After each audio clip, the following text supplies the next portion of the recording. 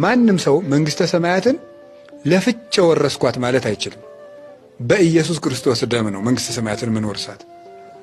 በመድኃኒታችን በኢየሱስ ክርስቶስ ደም ማህተምነት ብንጾም፣ ብንጸልይ፣ ብንሰግድ፣ ብንመጸውት፣ ብንፋቀር፣ መልካም ብናደርግ፣ ሰው በተክሊል ቢያገባ፣ ቢመንን፣ ዋሻ ውስጥ ቢገባ፣ የፈለገ ነገር ቢያደርግ ያለ ጌታችን ያለ መድኃኒታችን ያለ ኢየሱስ ክርስቶስ ደም ማህተምነት ሰው ወደዚያች ከተማ ሊገባ አይችልም።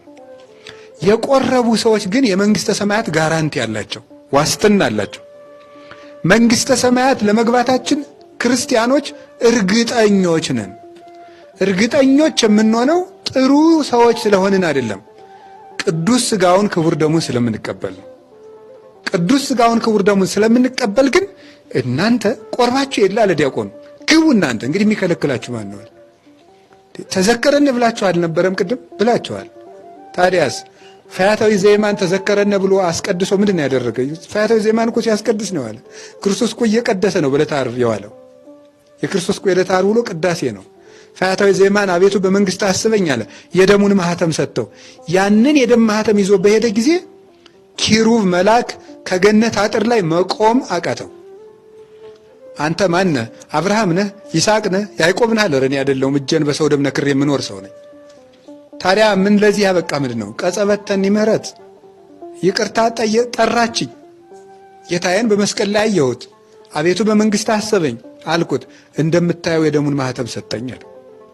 አዳምን ቀድሞት ገባ። በጌታችን በኢየሱስ ክርስቶስ ደም የነጹ ሁሉ መንግስተ ሰማያት ሊገቡ ይቻላቸዋል። እርግጠኛም እንሆናለን። ለዚህ ነው ወብነ ሞገስ ሶበነበው ውስተ ምሥዋዕሁ ለእግዚአብሔር በደሙ ለእግዚእነ ኢየሱስ ክርስቶስ። ቅዱስ ጳውሎስ ዕብራውያን መልእክቱ ላይ ሲናገር በጌታችን በመድኃኒታችን በኢየሱስ ክርስቶስ ደም ወደ እግዚአብሔር መንበር ስንገባ ባለሟልነት አለን፣ ድፍረት አለን ይላል አማርኛው መጽሐፍ ቅዱስ። ሞገስ ያለውን ሲተረጉም ወደ ጌታችን ወደ እግዚአብሔር መንበር በጌታችን በመድኃኒታችን በኢየሱስ ክርስቶስ ደም ስንገባ ሞገስ ባለሟልነት አለ። የክርስቶስን ደም የተቀበሉ ሁሉ ነጫጭ ልብስ የለበሱ ናቸው። ጥቋቁር የነበሩ እንኳን ቢሆኑ፣ ጨለማ የለበሱ የነበሩ እንኳን ቢሆኑ፣ እነሱ እንኳን ቢሆኑ በክርስቶስ ደም ከታጠቡ ነጫጮች ናቸው። ለዚህ ነው ትንቢተ ኢሳይያስ ምዕራፍ 1 ቁጥር 18 ላይ ሲናገር ንዑንቱ አቀሲቤ እግዚአብሔር እመኒ ኮነ ኃጢአትክሙ ከመለይ አጽአድዎ ከመበረድ፣ ኃጢአታችሁ እንዳለላ እንኳን ቀይ ቢሆን እንደ በረዶ ነጭ አድርገዋለሁ ይላል። እንደ በረዶ እንዳለላ ቀይ ቢሆን ብለው ፍጹም የሆነ በኃጢአት መታለል ወይም ብለዲ መሆን ማለት ነው። ደማስቆ ማለት ብለዲ ማለት ነው ይላሉ። በደም የተነከረ መሬት ማለት ነው። ቅዱስ ጳውሎስን ከደማስቆ ከተማ የጠራው ለዚያ ነው። በደም የተመላ ነህ ሲለው ነው። ልክ እንደዚያ ደምን የተመላውን መሬት ሰው ልብስ እንደሚያስጸይፈው ልክ እንዲያ እንኳን ብትሆኑ በኢየሱስ ክርስቶስ ደም ግን ነጫጮች። አይገርማችሁም?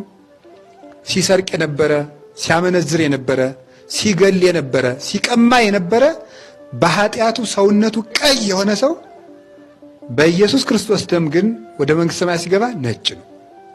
ልክ ሁሉም እኮ ደግሞ ደስ አይላችሁ? እመቤታችን ንጽሕት ናት። ዮሐንስ መጥምቅ ንጹሕ ነው። ኤርምያስ ንጹሕ ነው። ሌሎች ቅዱሳን ንጹሐን ናቸው። እነዚያ ንጹሐን ቅዱሳን አባቶቻችን ሳይበድሉ ነጫጭ ለብሰው ታዩ። እኛሳ ደግሞ በኃጢአታችን 7 ጊዜ ከቁራ የምንጠቁር ስንሆን በኢየሱስ ክርስቶስ ደም ግን ነጫጭ እንሆናለን። ነጫጭ ሆነን ከነጫጮቹ ጋር እንቆማለን ማለት ነው። በአጭሩ እዚያ ውስጥ ነጭ የለበሰ ጥቁር የለበሰ አረንጓዴ የለበሰ የለም። ሁሉም ምን የለበሱ ናቸው? ሲነጫጭ የለበሱ በሉ። አቤት! አዎ፣ ሁሉን የሚያስተካክል የማን ደም ነው? ንገሩኝ እንጂ። የክርስቶስ ደም ሁሉን ነጭ ያደርጋል። ሁላችንንም መድኃኔዓለም ያንጻል። አንተ ሊያደርጉ በምትወደውን ነገር የማትወደውን ነገር በሰው ላይ አታድርግ። የሰውን ሰላም እንዲሁ ሰው እንዲጸድቅ ያደርጉታል እንጂ ሰውን እንዳይድን ዝም ብሎ እንዲሁ እያወጡ መብላት ይህ በጣም አስቸጋሪ ነገር። አሁን እኮ ንስሐ ልግባ ቢልስ ማን ንስሐ ያስገባል?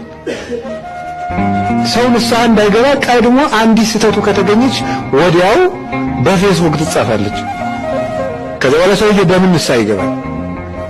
በጣም አደገኛ ነገር ነው። እኔ ያለንበት ዘመን አስቸጋሪ ዘመን ነው። የእውነት ለመናገር ነው። ሰው አስቸጋሪ የሆነ ነጋዴ ጭንቅላት ነው ያለው። ይሄ ትክክለኛ ነጋዴ ሳይሆን ይሄ ኮራፕትድ ቢዝነስ ማይንድድ የሆነ ሰው ነው። በቃ ይሄ በጣም የተበላሸ የተሰረቀ የተሰለበ ጭንቅላት ያለው ነው ሰው እየሆነ ያለ የሚመስለኝ እና የሰው ሰላም አትንሱ።